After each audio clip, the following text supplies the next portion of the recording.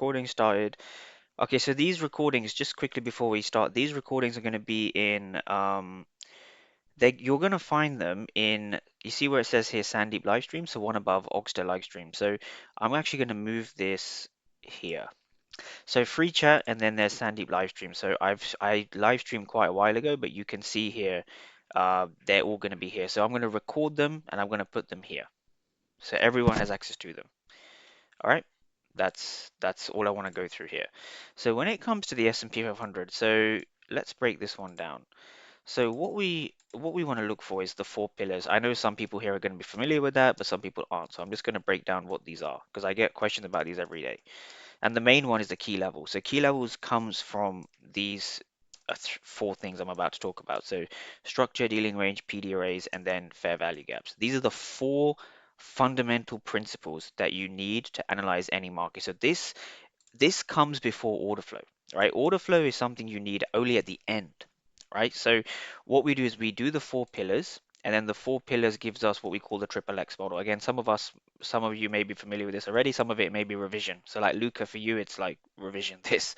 But once you have the triple X, the next thing you're looking for is where, what, and why. These are the three fundamental things you need to do in your trading. And once you have these three things down, then the next thing becomes order flow. So this is the order, right? This is the order that things are done, right? So structure goes to triple X, so that gives you your key levels where you want to trade from. Then you look for buyers and sellers, and then you want to understand why to buy and sell with the order flow. So this is basically the way it works, right? This is basically the entire system. So if we just keep this on the screen, so we're mainly going to focus on these four things just for this quick session before 9:30 begins. So what we want to see now is we just want to start with basic structure, right? So what we can see here is we can see a low, we can see a high. So one question I get is how often do I go back? So there's no right or wrong answer to that as long as you go back a sufficient amount. So what do I mean by sufficient amount? That's a good question. So sufficient amount for me would be at minimum of about 2 to 3 weeks. Even 4 weeks is fine.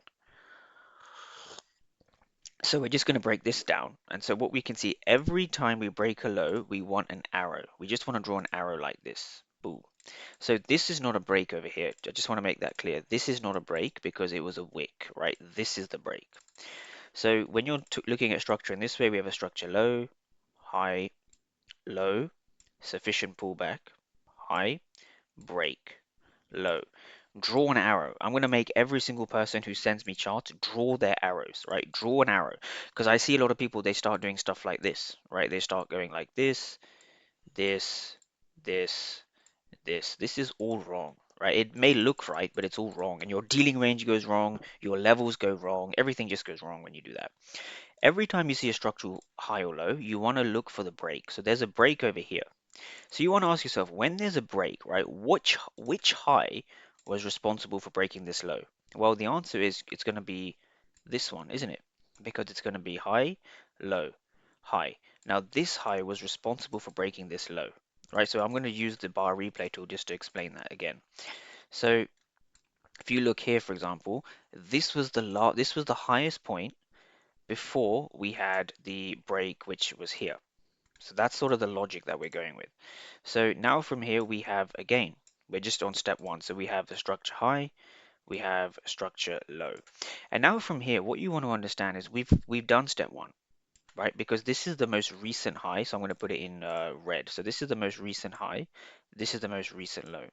Now after that, there's the dealing range. So the dealing range is step two. Now, what does the dealing range mean? Dealing range is the most recent high to the most recent low, and this is where all of your trading activity comes from in terms of your PD array. So step two and step three often go together, so I'm going to tick that as well. So once you have your structure, you do your dealing range, so that's dealing range high down to dealing range low. And so now we have our premium and discount, which is quite easy to see, right? So anything above is a premium. So if this is your 50% here, anything above is a premium, anything below is a discount. And so if you look at yesterday, for example, Andrew was talking about the inside day. I'm going to go over why horrific price action, very difficult to trade this, but But the key thing to understand is we're generally shorting off our key levels down here. So the reason why is because we're in premium. Another reason why, for those who have studied this, is that we're above the weekly opening price, right? So there's reasons to look for shorts. So yesterday I tried looking for longs and shorts, and it didn't really end that well. It's an inside day, lost money, lost like nearly $500 yesterday, right? Just from this choppy day. So gonna go over inside days in a bit, but it's not that difficult to understand, right? So once you have these three things, the last thing you look for is a fair value gap. Now, this is where the key level comes in. So key levels on the way that I would do this from scratch, right? So I'm doing this completely from a naked chart. So it may look a little bit different from my ES futures chart, but again, key levels, they typically come from trades and you just drag them. This is how I find my key levels, right? So I'm actually going to go to ES futures just to answer people's questions on that because I get this one a lot. So this is the same chart, right? So what we can see here, it's exactly the same. You don't need to worry about the blue things, the blue background. That's not important. What you can see is this is the 50%, this is premium, this is discount. So we have our levels over here. So I often say that trading without levels is like trading blind, right? You need to know where to take your setups from. A setup is only valid if it's at a proper key level, right? It's very important to understand that. And what you will find, right, more often than not, is this, right? So if you go back to Monday, for example, I think it was Monday where I put my, I'm just seeing if there's any more people. No, there isn't. So if you go back to Monday, for example, Monday we had this 4 hour zone. For those who saw on Sunday night when I updated, I was actually looking at this 4 hour zone. Right, this 4 hour zone was very important. Now, how did I predict price was going to come here? So if you go back to Monday, uh, for those who were paying attention on Monday, if I go to the free chat, what was it? What was the date on Monday? Someone remind me, 9th. Okay, so if we go to Monday, oh, wrong one. If we go to Monday, just gonna break down how I sort of analyzed this. So Monday the 12th. Okay. So what we were looking for specifically on, I think it was Monday, no, 8th. It would have been the 8th I posted it. So 8th of March. So did everyone read this? So it's the same mechanical process day in and day out, right? So the more mechanical you keep your process, the better you're going to be, right? So what I'm saying here is that this was a higher time frame bias, but what we do on the 4 hour, we replicate on the 15-minute time frame. So does anyone have any questions on this? So typically on the oh, we have some more people joining. Is it Pranab? Welcome, Pranab. You want to say hi? No? Okay. Welcome though, anyway. So So there's four things to look for when it comes to the four pillar approach. So market structure, dealing range, PD arrays, fair value gaps, right? This is going to be recorded. However, you should maybe take a mental screenshot of this because this is basically everything. Everything comes down to this, especially at the beginning. Later on, we then start doing key levels from here, order flow. Everything about key levels and order flow comes from these four steps. So make sure you have them. So if you look at the charts now, we anticipate this 4 hour kind of rejection. Right, so we anticipate this 4 hour rejection over here. So Sunday the 8th, we anticipated the rejection from here. So this is where structure, sorry, gets quite advanced in the sense of this is on the 4 hour. So we have a structure high, structure low, structure high, structure low. So what we can see over here is we had our 4 hour structure over here. However, if you look at this particular dealing range, so this high to this low, this dealing range, this was a discount that never actually got hit because this is not really a discount. This is more of in the equilibrium, equilibrium, equilibrium. So this is what we call an unfilled dealing range. And so what that means is every dealing range should have a premium, should have a discount. This dealing range didn't have one, and we had a massive 4 hour fair value gap over here. So it was a very predictable target when you understand what was going on, right? So this was now this week on, I think it was Monday or Tuesday, or yeah, even Monday, we filled the zone. So it's just something to bear in mind, right? So why did the market bounce up? Well, it was because of what I posted on Sunday. So definitely go back and have a look at that. So again, we're anticipating price to go all the way to November level, 66.60 on ES, which is pretty crazy.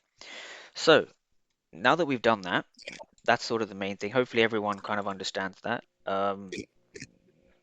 Yeah, let me just, I'm just gonna mute, just, I'm just gonna mute our friend over here. Uh, how do I do that? I'm not the best when it comes to like, okay, don't worry. Anyway, let's go back. So we're in a position now where on the 15-minute time frame, let's go to the 15. So on the 15-minute time frame, we can see that we're pretty much in bearish structure, bearish territory. The reason why is because I've often said to students who we have one-to-one calls with that this a 4 hour zone is a magnet, right? In price, 4 hour zones are a magnet. Higher time frame zones act as a magnet. So this is where we're magnetized to, right? Just over here. So again, I'm just going to go over Friday, sorry, what I went through on Sunday: high, low, high, low, high, low. And now from here, this high over here printed all the way up here. We never had a discount until here. So this actual zone was created. What's interesting here, I get questions about key levels. This is how I find them, everyone. So hope you're paying attention here. This level was created on the 21st of November. We didn't tap into that until the something of February, 6th of February. That's November, December, January, about 3 months or just under 3 months before we tap into that zone. Interesting. Just to note, right? So everything's correlated, right? Nothing is single, if that makes sense, right? Markets are correlated with time frames. So what you want to understand is now on the 15-minute time frame, we have bearish territory. So we had this structural high, structural low, structural high, and then we had our structural low. So notice how I'm zooming out a little bit, right? I think a lot of traders, I've been marking a few homeworks.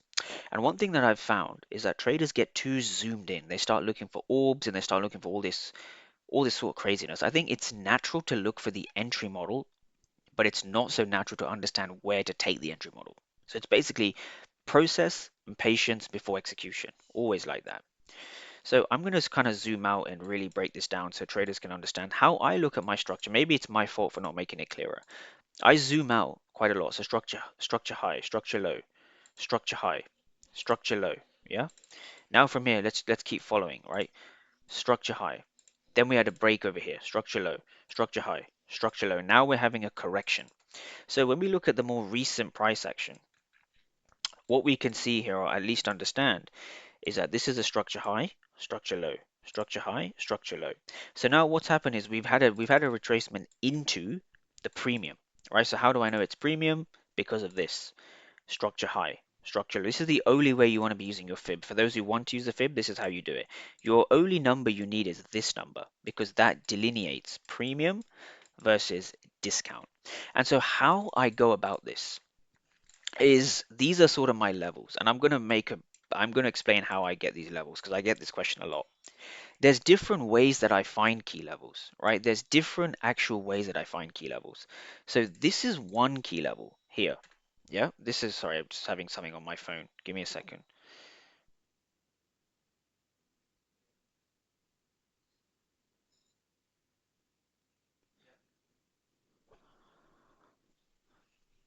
Sorry about that. Just looking something on my phone.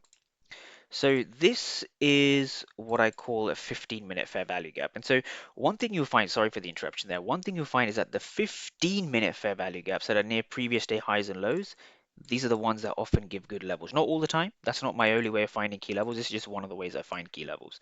So for those, I want you to now go back to Friday.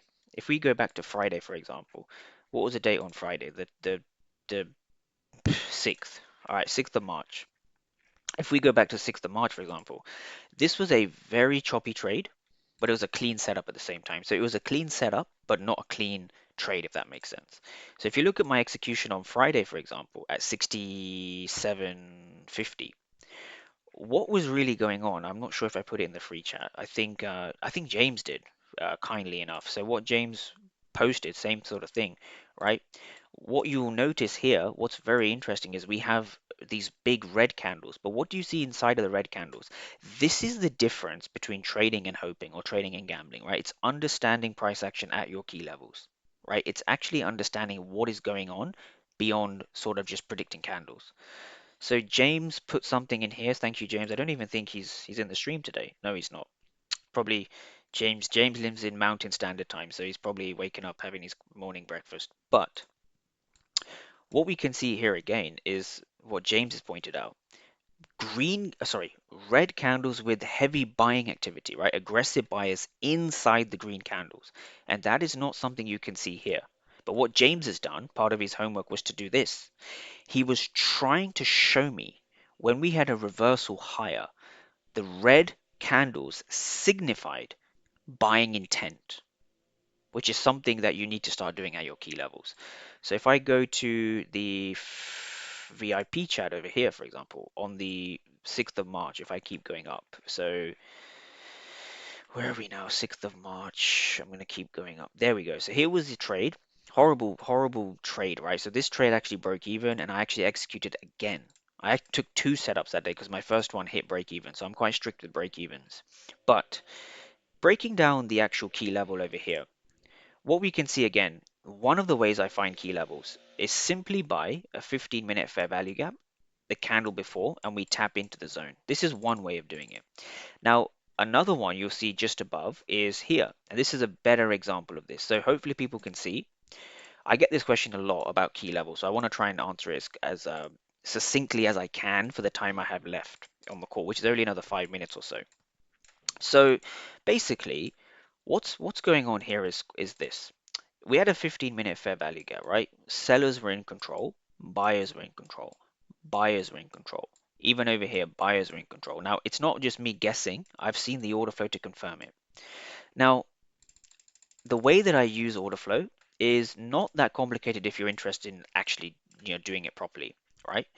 So, for example, let's take key level one, for example. So on Friday, what James showed us, what James showed us on Friday is, sorry, yeah, what I was showing you on Friday was this was a setup, good setup, just horrible, choppy move. But what was going on specifically was here, this price action here was this price action here, right? So it's the same sort of thing.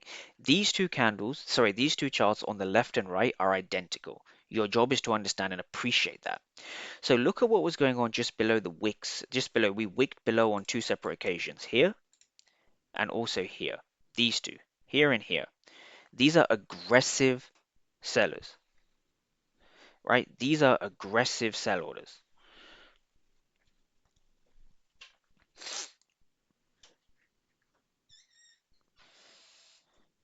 And this is the final TP here, for example. So this is what I wanted to go over in this stream. Does anyone have any questions on that? I'm also going to stop.